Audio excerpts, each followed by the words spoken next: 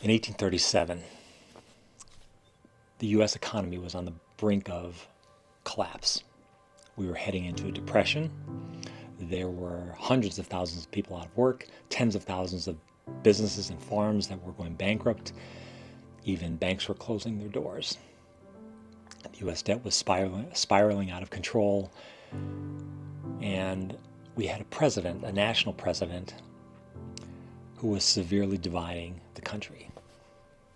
Sounds familiar, right? But at that time, in Cincinnati, Ohio, there was a man named Alexander Norris who was concerned. He was concerned for his two daughters, his two adult daughters, because he knew that depending on how long this economic crisis lasted, he wasn't going to be able to take care of them if they needed help. And so he thought he had to be able to speak, or he was going to need to speak to their spouses, his sons-in-law, and try and convince them to combine their two companies. One was a candle maker, the other was a soap maker, combine their two companies into one.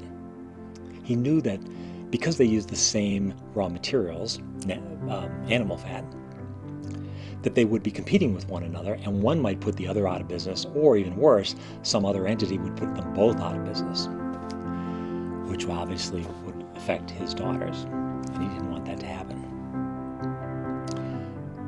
So he decided he needed to convince them, and it took a long time to do that. They were reluctant at first, and finally they agreed that they would at least give it a try.